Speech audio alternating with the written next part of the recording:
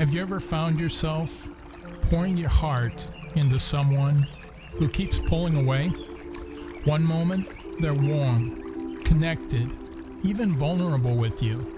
And the next, silence. You're left staring at your phone, wondering what you did wrong. Today, I want to talk about what it's like when you care about someone who is struggling with deep depression, ADHD, or the fallout from big life changes like divorce or grief. This is for men and women both, because the patterns play out in any relationship.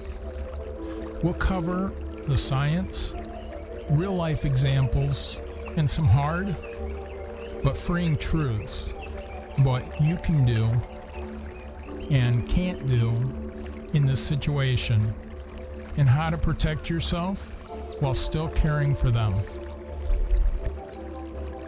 Here's the pattern many of you will recognize. They text warmly, they may even say you're a lifesaver, or that they respect and appreciate you. But when it comes to meeting in person, they ghost or cancel. They want you close, but only on their terms. I've seen it over and over. A man or woman gets daily good mornings and good nights from someone they're really interested in. But when they ask for a coffee or a real date, the other person vanishes. It feels confusing, like mixed signals. But there's real science behind this. Depression changes the brain. It makes motivation feel impossible, drains energy, and flattens joy. ADHD complicates this further. Attention shifts constantly. Emotions swing big. And time itself can feel slippery. What looks like rejection may actually be exhaustion, overwhelm, or their inability to follow through. Here's another paradox. When you lean in, when you share how much you care, you think you're giving reassurance. But in their mind, it often feels like pressure. Imagine telling someone, "You bring me joy like I've never felt before." A normal brain might see that as beautiful, but someone deep in depression or grief, they hear, "Now I'm responsible for this person's happiness, and I can't even manage my own." That weight makes them retreat. Attachment theory explains this. People in emotional distress often slip into avoidant patterns. They withdraw when they feel expectations they can't meet. And grief, trauma, or ADHD into the mix, and their nervous system literally treats intimacy as a risk, even if they want it. So what do most of us do? We try harder. We give more patience, more texts, more reassurances. We think if I just show them how serious I am, eventually they'll open up. But here's the trap. They take the comfort when they need it. They retreat again. And you're stuck in the endless loop of giving one more chance. I've been there. I've left heartfelt voicemails, poured out my feelings in texts, and then sat there empty when no response came. That cycle isn't love. It's self-exhaustion. The Stoics had it right. You can't control another person's readiness. You can only control your own actions and your own boundaries. So what does help? Let's get practical. First, keep interactions light and safe.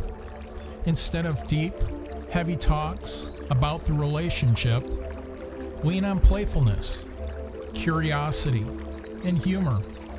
ADHD brains thrive on novelty. Depressed brains need small sparks of joy. Second, make invitations small and doable. Don't ask for a whole evening together. Try 20 minutes over coffee. Small feels possible. Third, celebrate the wins.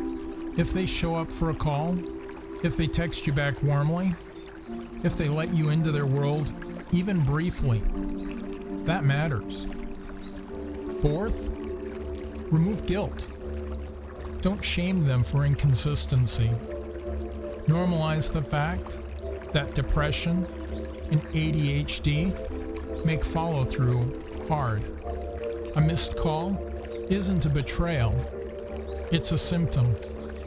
Science shows that people with ADHD and depression benefit most from external structure, gentle encouragement, and relationships where they feel safe, not judged. But here's the hard truth. You cannot love someone into being ready. You cannot text enough, call enough, or wait enough to fix their grief or their ADHD. If you overinvest, you'll burn yourself out. You have to set boundaries. That means stop initiating all the time. Let them reach out. Stop rewarding silence with constant availability. Stop mistaking sweet words over text for real-life commitment.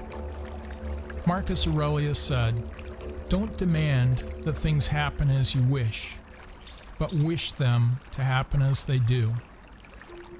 Accept reality. If they're not showing up, believe their actions, not their promises. So when do you step back? You step back when the relationship only exists in texts and calls, never in person. You step back when you feel more drained than alive. You step back when you realize you're waiting more than living. That doesn't mean ghosting them. It means silence with dignity. Stop initiating. Respond warmly, but briefly when they reach out. Let your absence create space. If they value you, they'll step towards you. If they don't, their absence is your answer. In conclusion, loving someone who is battling depression, ADHD, or grief is hard. They're not bad people. They're hurting people. But you cannot sacrifice your own well-being waiting for someone who isn't capable of giving you intimacy right now. The best gift you can give is presence without pressure, and boundaries without bitterness. If they heal and step towards you, wonderful. If not, you'll know you lived with honesty and self-respect. You can't carry both their pain and the weight of the relationship. Respect their struggle, but respect yourself enough to step back when it's only you carrying the load.